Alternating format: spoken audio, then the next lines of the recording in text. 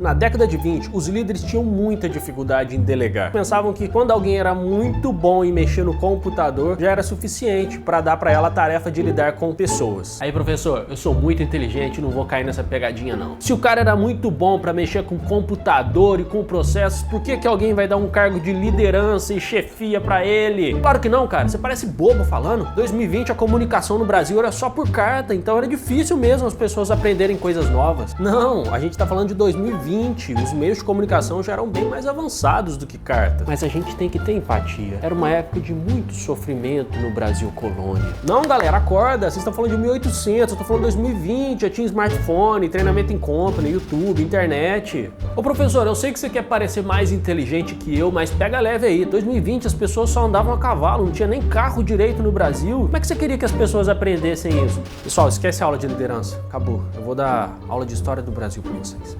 Muita gente erra na hora de delegar tarefas. Por exemplo, tem gente que vai entender que pelo funcionário ser muito bom tecnicamente para mexer no computador ou no processo, isso já é suficiente para delegar para ele a tarefa de lidar com pessoas. E aí a empresa acaba perdendo tanto um bom técnico e ganhando um péssimo líder. E aí tudo bem, a gente já percebe que tem que tomar cuidado com isso na hora de delegar, mas efetivamente, de forma mais positiva, o que você tem que levar em conta na hora de delegar tarefas? E é exatamente sobre isso que a gente vai falar nesse vídeo. 3 coisas que você tem que levar em conta na hora de decidir se delega ou não, ou até o quanto que você delega para a pessoa de tarefa, e também como que você pode ajudar a pessoa a se desenvolver nesses 3 requisitos. Beleza? Muito bem-vindo aqui ao canal, eu sou o Hugo Leonardo e o objetivo desse canal aqui é inspirar você, líder, a construir um mundo melhor através de pessoas e negócios. Se você já é inscrito no canal, deixa o teu joinha para saber que você está gostando desse tipo de vídeo aqui. E se não é inscrito também, fica o convite para você se inscrever e a gente conseguir alcançar mais pessoas pelo canal e você receber mais dicas de gestão e liderança por aqui. Combinado? Bem, o primeiro fator que eu quero te trazer é o fator técnico. A pessoa sabe como operar as questões técnicas envolvidas daquilo que você quer delegar para ela. Então, talvez você quer delegar para ela uma tarefa mais complexa, por exemplo, em relação à gestão financeira. Ela sabe mexer com os processos ali envolvidos, ela sabe mexer com os computadores, com a técnica. Se você quer passar para ela um cargo de gestão, por exemplo, em algo relacionado à engenharia, ela sabe mexer, ela entende daqueles processos de engenharia ali por trás, ou num cargo de gestão de pessoas, ela entende processo de delegação, processo de feedback, como funcionam os processos de RH por trás, o que é esperado dela ali tecnicamente. É muito importante que a pessoa tenha essa capacitação técnica por trás dela. Se ela tiver uma baixa capacitação técnica, e aí que está a ideia, você pode delegar pouco para ela. Cuidado para não delegar demais para essa pessoa, senão ela vai se frustrar e ainda vai trazer maus resultados para a empresa. Então, delega nesse nível pequeno. Vamos supor que seja o caso, então, da pessoa ter baixa maturidade técnica. Poxa, essa é uma pessoa que não entende muito bem dos processos. Então, ok, que você começa delegando pouco. Para você delegar mais, o que você pode fazer? Desenvolver ela tecnicamente. O que você pode, então, fazer para desenvolvê-la tecnicamente? Você pode passar um passo a passo. Olha, você não sabe muito bem o que precisa ser feito aqui na matéria técnica, mas você segue esse manual aqui, tá bom? E quando tiver dúvida, entre em contato comigo. Quer dizer, deixou um passo a passo, deixou um guia para a pessoa, para ela entender o que ela tem que fazer ali, e no caso de outras coisas, você se coloca ali à disposição. Outra coisa, você pode dar um curso para ela se desenvolver, se prontificar. Outra coisa, muita gente vai entender que estar mais próximo é microgestão, mas nesse caso não é microgestão, porque a pessoa não sabe o que fazer. Então não adianta você falar, não, eu quero que você se vire aí, te dou liberdade, mas a pessoa não sabe o que fazer. Então esteja mais presente. Esteja mais presente para quê? Para que ela tenha menos decisões a tomar. Já que ela não sabe como se posicionar, você se posicionar não é microgestão, é um apoio que ela realmente precisa. E aí vem o outro fator, ela já sabe tecnicamente, sim ou não, mas tem a outra questão, ela tem habilidade comportamental para estar ali como líder daquele processo, ou como mais responsável daquelas tarefas? Porque às vezes a pessoa até entende muito bem das questões técnicas envolvidas, mas não sabe relacionar com pessoas. E se ela sabe se relacionar pouco com pessoas, delegue menos para ela. Vai devagar quando volta, a mesma coisa da técnica. Pô, sabe tecnicamente, mas não sabe lidar com pessoas, não adianta. E como que você então pode ajudar a pessoa a se desenvolver comportamentalmente, de forma comportamental? A primeira coisa que você pode fazer de forma bem prática e muito poderosa, que está nas suas mãos, sim, quando você terminar de ver esse vídeo, é dar o exemplo. É você viver o que você acha que ela deveria viver. Então, se você acha que a pessoa tem que ser mais centrada, mais silenciosa, tem que ser mais observadora, seja você isso para ela. Se você acha que a pessoa tem que ser mais organizada, seja você esse exemplo de organização. Cursos são importantes, mas mais do que cursos é importante ela ver um exemplo real do que é necessário fazer. Então, dar um exemplo comportamental de como lidar com pessoas é um primeiro passo. Um outro, você pode fazer um curso entre vocês, um curso entre aspas. Ter um momento semanal, por exemplo, entre você e a sua equipe ali de meia hora, 20 minutos, seja você, a sua equipe, ou então as pessoas mais chave que você quer desenvolver essa habilidade comportamental, no qual, nesse encontro, você vai conversar sobre essas habilidades comportamentais. Você vai estar desenvolvendo as pessoas através da sua experiência, mas não só através do seu exemplo, mas do seu diálogo qualificado.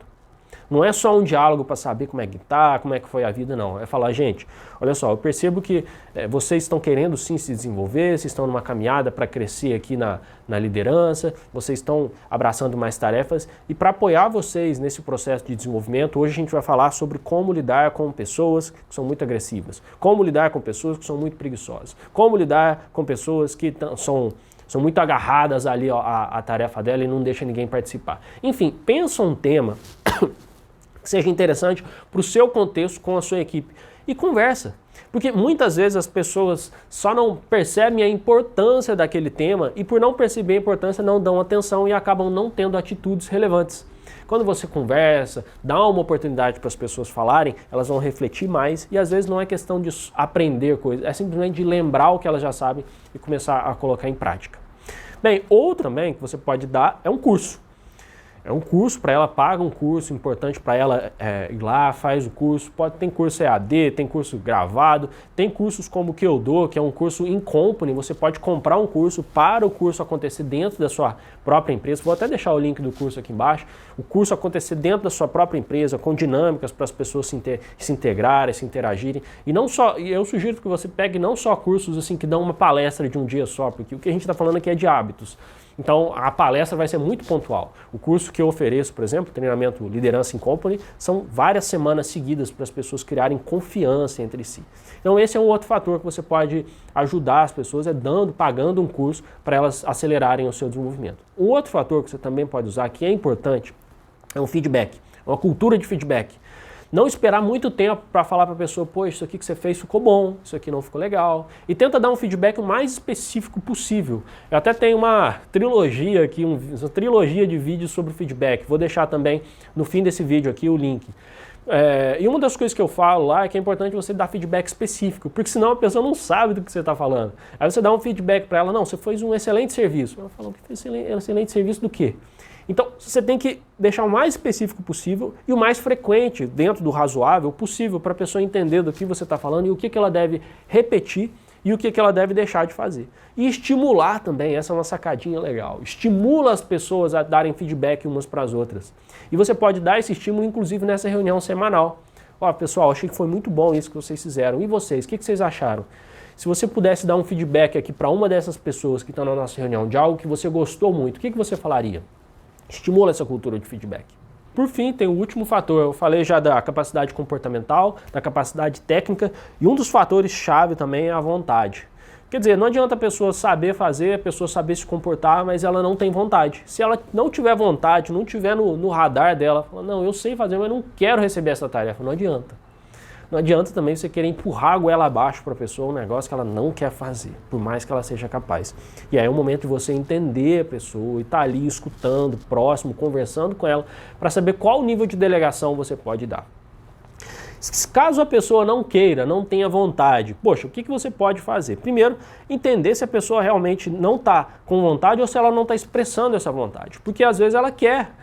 Tem uma predisposição para aquilo, só que você não sabe, não está muito claro aquilo. Então você pode fazer um convite para ela. Olha, eu acho que seria interessante você pegar esse tipo de tarefa aqui. Eu estou vendo um potencial em você já tem habilidade e tal. Você acha que você gostaria? Escuta a pessoa e tenta fazer um convite neutro. Porque às vezes você pode chegar com tanta vontade nesse convite que a pessoa se assusta e ela já fica com medo de falar não. Então vai conversando, vai fazendo esse convite para ela. A outra coisa que você pode fazer de forma sutil para ajudar a pessoa a ter mais vontade é entender o que a desmotiva. Porque às vezes a pessoa tem vontade, mas ela não quer fazer, talvez, sei lá, a tarefa que você vai dar vai fazer ela lidar com determinadas situações. Ou ela vai lidar com determinada pessoa com que ela tem muita dificuldade, ou vai ter que trabalhar mais tempo do que normalmente ela trabalha. Será que você talvez não pode ajustar algum desses fatores? Poxa, essa pessoa gostaria de receber mais tarefa, receber mais cargo, mas para ela ficar mais tempo ali no trabalho vai ser ruim. Então talvez você delega só alguma parte do trabalho, não delega tudo. E aí você pensa que ela não tinha vontade, mas ela tem, só que é de uma parte só. Ou então você remaneja as pessoas para aquela pessoa chatinha não ficar tão próximo dela assim. Entende o que desmotiva essa pessoa. E aí existe uma outra sacada que é o contrário, entende o que motiva ela para associar esse motivador ao seu discurso. Porque pode ser, por exemplo, que na sua cabeça crescer na carreira seja algo muito bom, seja muito importante crescer na carreira, e aí você fala para ela, poxa, quem sabe você não pega essa tarefa aqui, porque aí você pode crescer na carreira, quem sabe um dia você vai ser diretor, e talvez não seja de importância nenhuma para a pessoa ser diretor, crescer na carreira. Ela quer, por exemplo, cuidar da família ou ter um impacto social. Então entende o que motiva essa pessoa para você colocar no seu discurso. Imagina que para ela o importante de trabalhar é ter impacto no Brasil. E aí você falando de carreira, então você pode falar para ela, olha, para você ter um impacto maior nas pessoas, na sociedade, o que você acha desse cargo aqui? Assim você consegue ativar muito mais a motivação dela. E por fim, existe um mini curso que eu fiz, está até aqui no YouTube, que fala como lidar com pessoas desmotivadas. E aí eu vou te dar também os 4 perfis principais comportamentais e como você pode falar de forma específica para lidar com cada um deles e ativar essa motivação, essa vontade interna da pessoa. É dela. Se ela não quiser, não tem como não ter. Mas você pode falar palavras-chave que tenham a maior chance de ativar. Eu vou deixar ativar essa motivação. Eu vou deixar o link no fim desse vídeo. E agora é com você. Você não precisa ficar tão sobrecarregado assim. Delegue, mas delegue com inteligência.